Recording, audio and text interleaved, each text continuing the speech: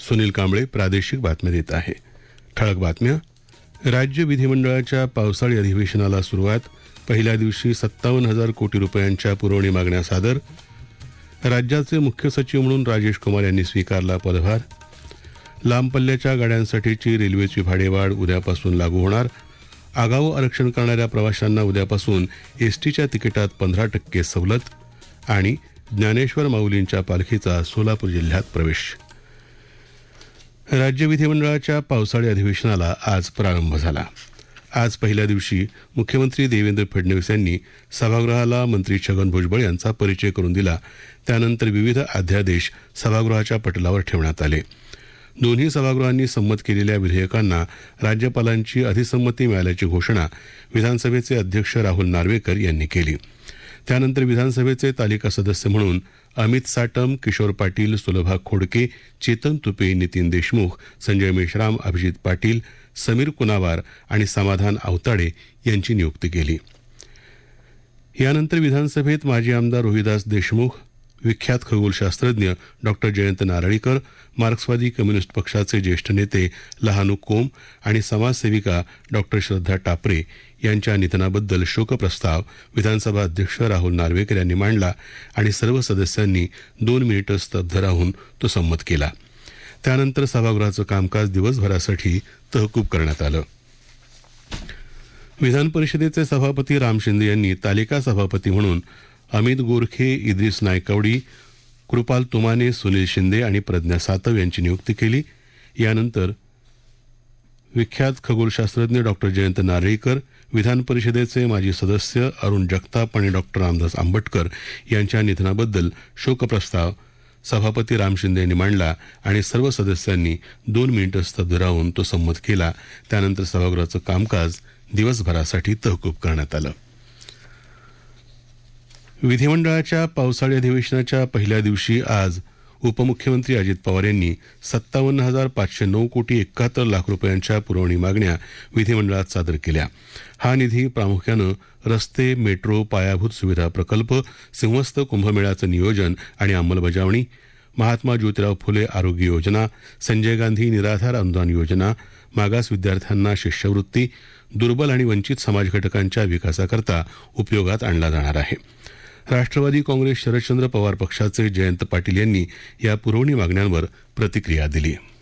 पहिली महसुली तूट 45,891 कोटीची होती बजेटमध्ये. हा एक मोठा विक्रम झाला आणि आज नवा विक्रम केलेला आहे. 57,509 कोटी रुपयाच्या पुरवणी मागण्या मांडून जसं हे पावसाळी अधिवेशन आहे तसं हिवाळी अधिवेशन येणार. मार्च महिन्यात पुढचा बजेट मांडण्याच्या आधी एक पुरवणी मागणी येणार. म्हणजे आणखीन 2 पुरवणी मागण्यांनी या राज्याची तूट 1,03,000 कोटीवरून कदाचित 1.5 किंवा 2 लाख कोटीवर हे पोहोचवतील. विधिमंडळाच्या कामकाजाला सुरुवात होण्यापूर्वी मुख्यमंत्री देवेंद्र फडणवीस, उपमुख्यमंत्री एकनाथ शिंदे आणि अजित पवार यांनी विधानभवन प्रांगणातल्या छत्रपती शिवाजी महाराजांच्या पुतळ्याला पुष्पहार अर्पण करून अभिवादन केलं. दरम्यान विरोधी पक्षाच्या सदस्यांनी मराठीच्या मुद्द्यावरून विधानभवनाच्या पायऱ्यांवर निदर्शनं केली. त्यानंतर सदस्यांनी छत्रपती शिवाजी महाराजांच्या पुतळ्याला अभिवादन केलं. विधान परिषदेचे विरोधी पक्षनेते अंबादास दानवे, शिवसेना उद्धव बाळासाहेब ठाकरे पक्षाचे आमदार आदित्य ठाकरे, राष्ट्रवादी काँग्रेस शरदचंद्र पवार पक्षाचे रोहित पवार, जितेंद्र आव्हाड आणि इतर यावेळी उपस्थित होते. राज्याचे मुख्य सचिव म्हणून वरिष्ठ सनदी अधिकारी राजेश कुमार यांनी आज मावळत्या मुख्य सचिव सुजाता सौनिक यांच्याकडून पदभार स्वीकारला. मुख्य सचिवपदी नियुक्त झालेले राजेश कुमार 49व्या तुकडीचे सनदी अधिकारी आहेत. राजेश कुमार हे 1988च्या तुकडीचे सनदी अधिकारी आहेत. दरम्यान पुढचे आदेश येईपर्यंत राज्य सरकारनं महसूल विभागाच्या अतिरिक्त मुख्य सचिव पदाचा कार्यभार राजेश कुमार यांच्याकडेच कायम ठेवला आहे. यंदा गोकुळाष्टमीच्या पार्श्वभूमीवर गोविंदा उत्सव सुरक्षित आणि शिस्तबद्ध पद्धतीनं पार पाडण्यासाठी राज्यातल्या 1.5 लाख गोविंदांना विमा देण्याबाबत शासनाकडून लवकरच निर्णय जाहीर होईल अशी माहिती परिवहन मंत्री प्रताप सरनाईक यांनी आज दिली. याबाबत आज उपमुख्यमंत्री एकनाथ शिंदे यांची भेट घेऊन त्यांना लेखी निवेदन दिलं. त्यावर याबाबत लवकरच निर्णय होईल अशी ग्वाही शिंदे यांनी दिल्याचं सरनाईक यांच्या पत्रकात म्हटलं आहे. या प्रादेशिक बातम्या आकाशवाणीच्या मुंबई केंद्रावरून देत आहोत. आकाशवाणी मुंबईच्या AIR न्यूज _मुंबई या ट्विटरवर आपल्याला दिवसभर महत्त्वाच्या बातम्या वाचता येतील. मुख्यमंत्री देवेंद्र फडणवीस यांच्या नेतृत्वाखाली उपमुख्यमंत्री एकनाथ शिंदे आणि उपमुख्यमंत्री अजित पवार यांच्या मार्गदर्शनाखाली विकसित महाराष्ट्र 2047 साठी राज्य शासनाकडून राज्यव्यापी नागरिक सर्वेक्षण सुरू केलं आहे. नागरिकांना सर्वेक्षणात आपले मत मांडण्यासाठी QR कोड www.maharashtra.gov.in या संकेतस्थळावर उपलब्ध आहे. आलेल्या 7 प्रश्नांची उत्तरं द्या. या सर्वेक्षणात कोणतीही वैयक्तिक माहिती घेतली जाणार नाही. तुमचं उत्तर नक्की द्या. प्रगतिशील महाराष्ट्रासाठी नियोजन विभाग, महाराष्ट्र शासन. प्रादेशिक बातमीपत्रात आपलं पुन्हा एकदा स्वागत. रेल्वेच्या प्रवासी भाड्यात उद्यापासून वाढ करायचा निर्णय रेल्वे मंत्रालयानं घेतला आहे. लांब पल्ल्याच्या गाड्यांचं तिकीट थोडं महाग होणार असलं तरी लोकलचा प्रवास मात्र महागणार नाही. विना वातानुकूलित सामान्य श्रेणीसाठी 500 किलोमीटर अंतरापर्यंत कोणतीही भाडेवाढ लागू होणार नाही.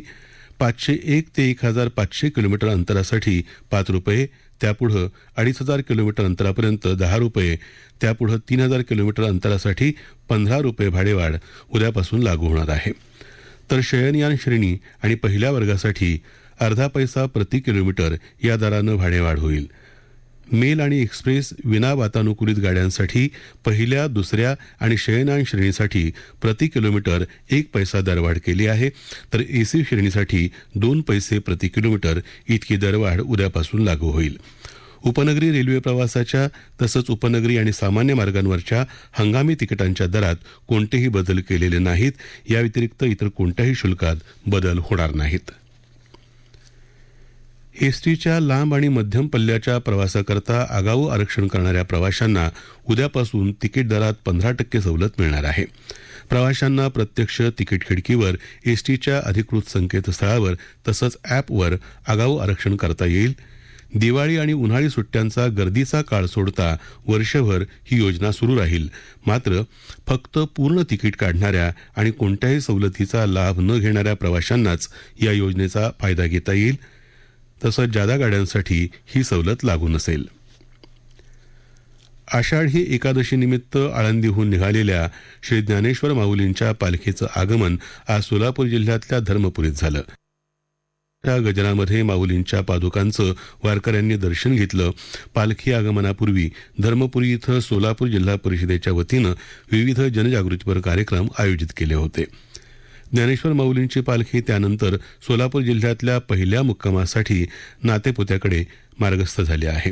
प्रशासनातर्फे पालखी मार्गांवर स्वच्छ पिण्याचं पाणी, पुरेशी शौचालयं, आरोग्यसेवा, मोफत मोबाईल चार्जिंग पॉईंट, 108 अँब्युलन्स सेवांसह वारकऱ्यांसाठी फूट मसाजची सेवा सुरू केली आहे.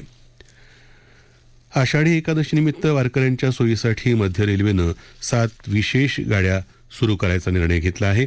1 ते 10 जुलैपर्यंत पुणे ते मिरज, मिरज ते नागपूर आणि मिरज ते लातूर अशा 3 एकेरी गाड्या, उधना मिरज या विशेष गाडीच्या 4 फेऱ्या, मिरजेपर्यंत एकेरी अशा विशेष गाड्यांसह मध्य रेल्वे सध्या 83 आषाढी विशेष गाड्या चालवत आहे.